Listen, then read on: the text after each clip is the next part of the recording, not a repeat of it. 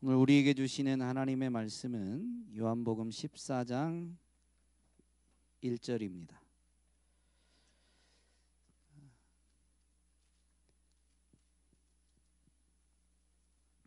요한복음 14장 1절 함께 읽겠습니다. 너희는 마음에 근심하지 말아라. 하나님을 믿고 또 나를 믿어라. 아멘.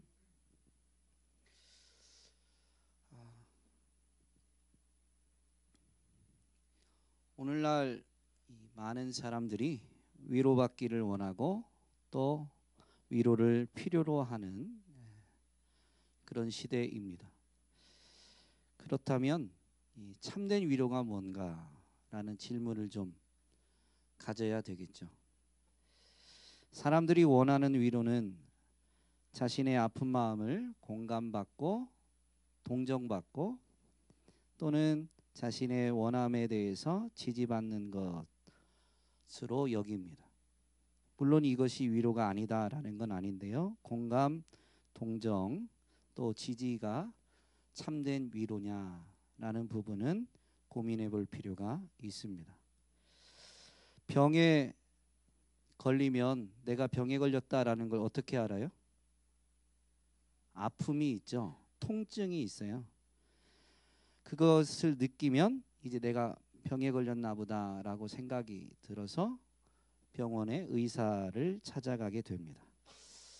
그런데 이 통증 때문에 병원에 가고 의사를 찾았는데 의사가 진통제만 주는 의사가 있고 어디 아프다라고 하니까 그 아픈 부위를 막 더 꾹꾹 누르고 막 이리저리 살펴보면서 또 필요하다고 생각되는 것보다 필요 이상으로 병원에 찾아가는 입장에서 보면 필요 이상으로 이 검사 저 검사를 시키는 것 같은데 그렇게 해서 뭐 수술을 해야 된다든가 아니면 병의 원인을 찾아서 처방을 내려주는 의사가 있습니다. 여러분 누가 좋은 의사예요?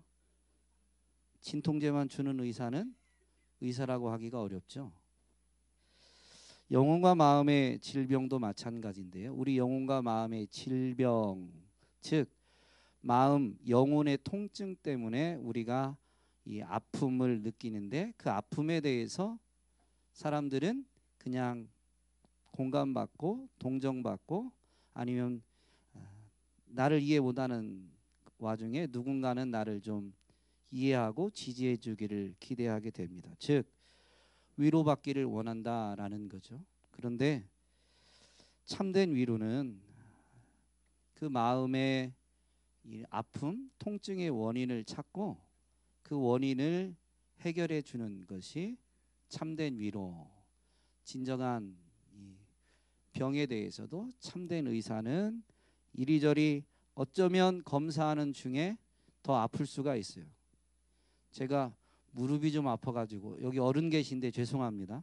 무릎이 좀 아파서 병원에 갔어요. 그랬더니 의사가 여기가 아픕니다. 그랬더니 거기를 더 꺾는 거예요.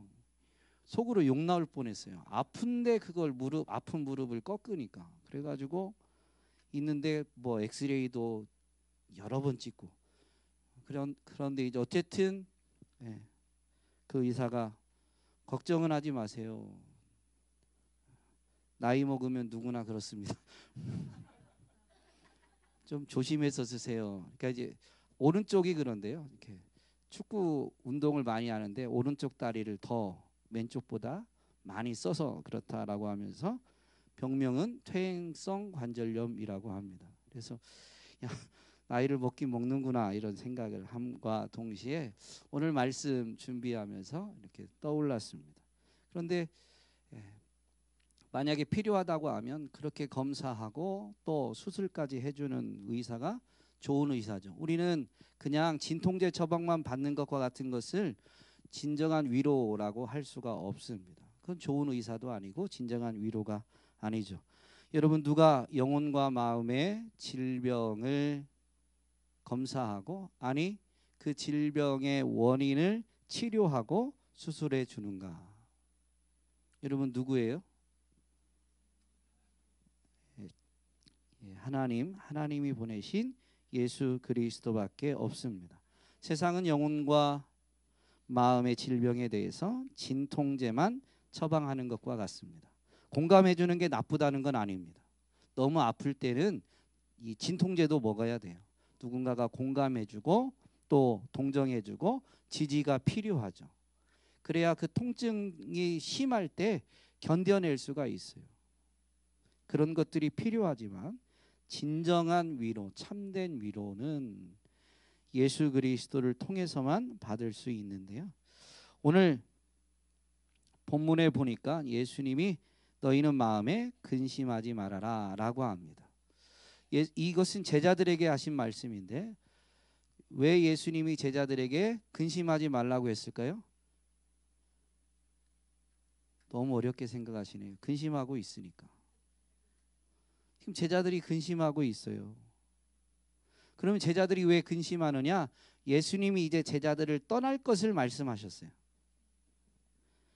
그동안 예수님이 보이신 능력이 엄청났는데 그 능력이 있으신 예수님이 이제 우리를 떠난다 라고 하면 당시 종교 지도자들과 예수님은 대립적이었는데요. 자신들이 가진 지위나 힘, 능력 가지고는 대적할 수도 없고 그 대립을 계속 내세울 수도 없죠. 그런데 예수님은 떠나신다고 하니까 근심, 두려움이 엄습해 온 것입니다. 1절에서는 근심하지 말라라고 했지만 27절 이 예수님 말씀인데 다 27절에 가면 나는 평화를 너희에게 남겨준다. 나는 내 평화를 너희에게 준다. 내가 너희에게 주는 평화는 세상이 주는 것과 같지 않다. 너희는 마음에 근심하지 말고 두려워하지도 말아라. 그러니까 제자들이 가진 근심은 아직은 예수님이 있으니까 근심인데 예수님이 떠나게 되면 그 근심이 더 심해지고 두려움이 이제 되어질 것이죠. 그래서 예수님은 근심하지 말라, 근심하지도 말고 두려워하지도 말라라고 분명히 말씀하시는데 예수님의 이 말씀에서 근심과 두려움, 즉 마음 본문에서는 이 두 가지 마음의 상태만을 언급했지만 어쨌든 마음과 영혼의 질병을 해결할 방법을 바로 이어서 선포해 주십니다.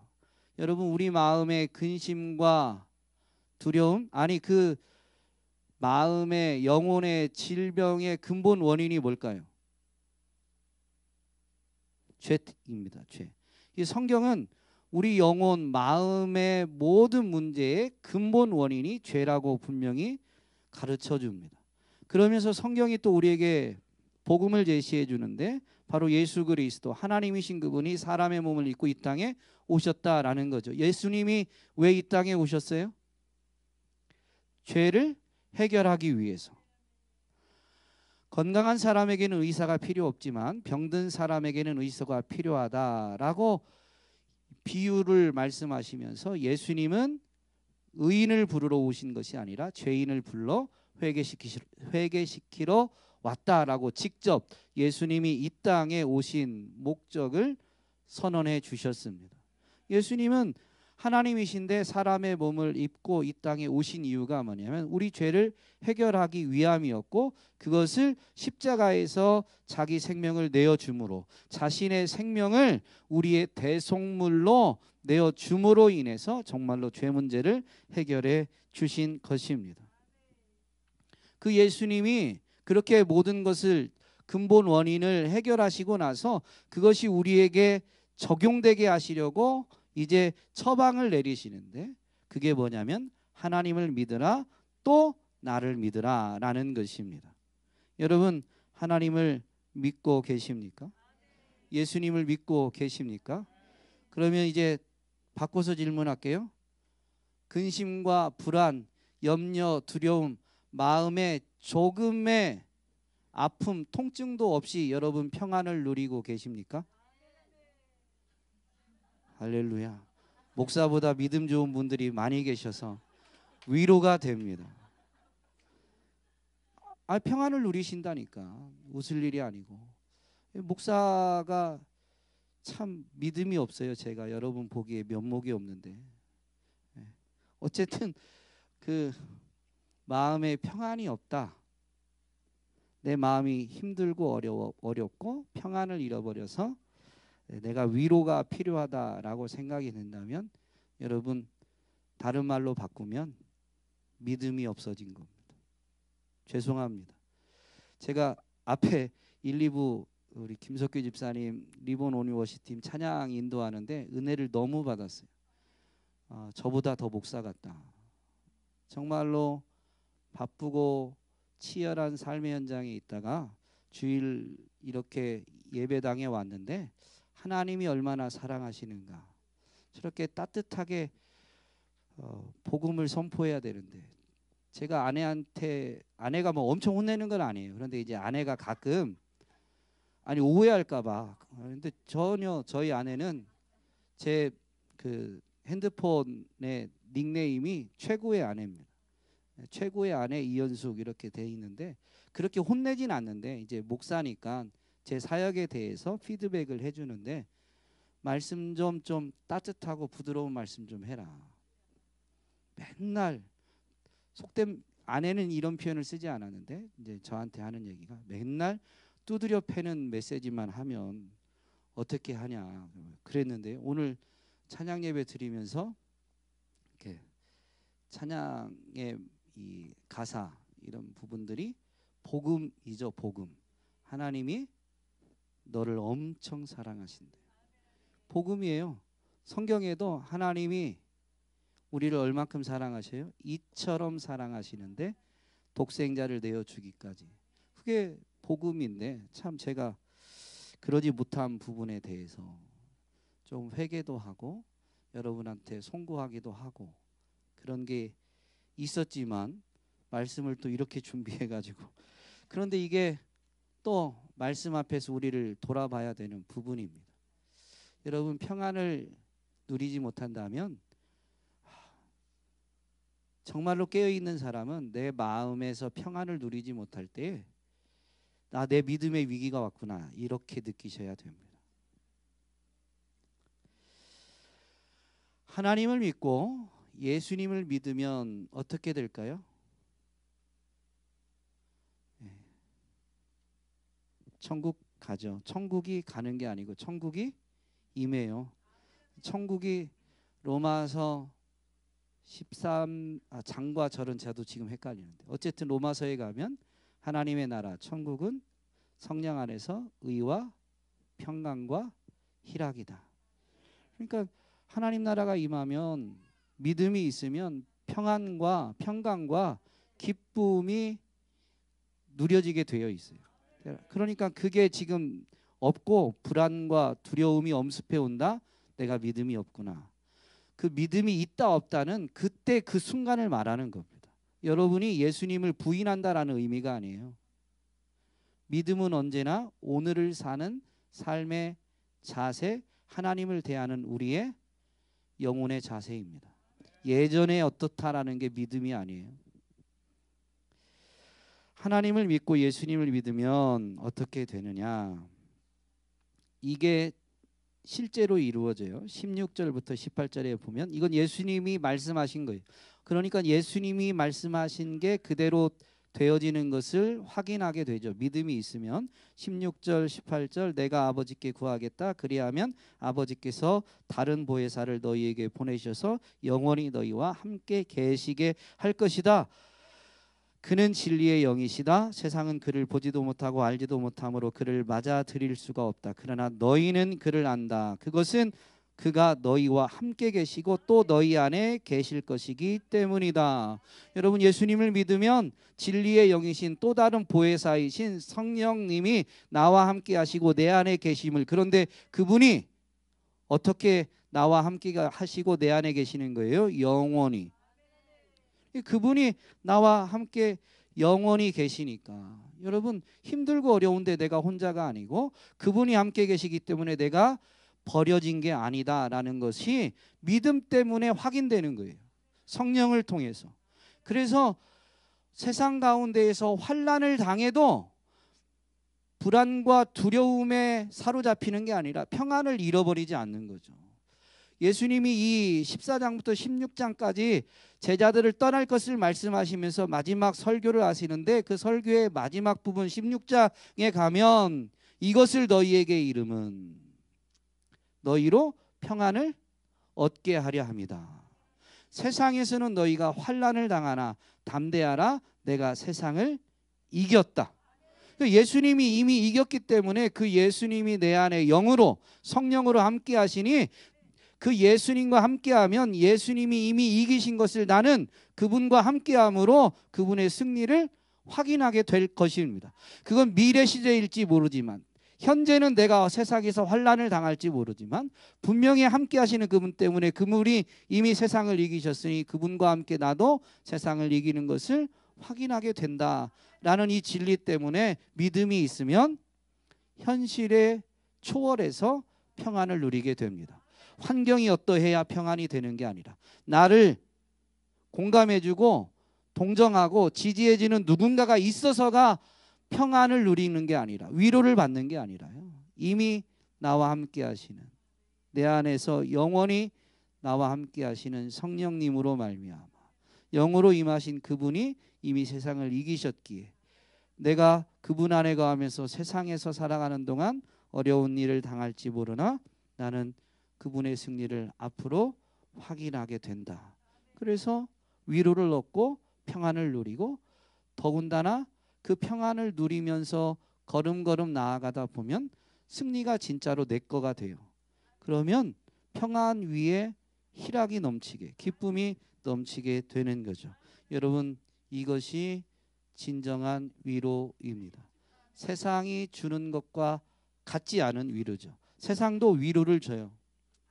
그런데 진통제 처방과 같이 일시적으로 공감, 동정이 필요하지만 그건 일시적이죠. 세상이 이 아픔을, 영혼의 질병을 치료하지 않고 진통제로 처방하는 또 다른 방법 중에 하나가, 문제를, 나를 아프게 하는 문제를 회피하게 하는, 또는 다른 것을 뭐라고 해야 될까요? 즐거움으로 삼게 하는. 그래서 그 순간 그것을 잊게 하는 거죠. 대표적으로 남자들이 힘들면 먹는 술을 먹으면 여러분 문제는 해결이 안 돼요. 그런데 술 먹고 푸념을 하다 보면 마치 그 순간은 그 마음의 짐, 근심, 두려움, 고통을 날려버린 것 같죠. 근데 술이 깨고 나면 더 참담하죠. 세상이 진통제 처방하는 것과 같은 위로가 그러한 것입니다.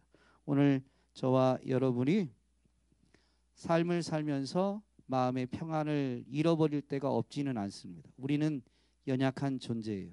그런데 그때 우리의 믿음이 약해졌거나 정말로 하나님을, 예수님을 온전히 믿지 못하고 있는 것이구나라고 자신의 믿음을 점검하면서 정말로 하나님을 믿고 예수님을 믿음으로 말미암아 성령님 내 안에 계시고 나와 영원히 함께 하시는 분이심을, 그분이 이미 몸을 입고 이 땅에서 사시는 동안 세상을 이기셨음을 분명히 기억함으로 인해서 위로와 평안을 누리시게 되기를, 나아가서 그 평안 가운데 결국엔 기쁨이 넘치게 됨을 체험하면서 간증하게 되기를 주님의 이름으로 축복합니다.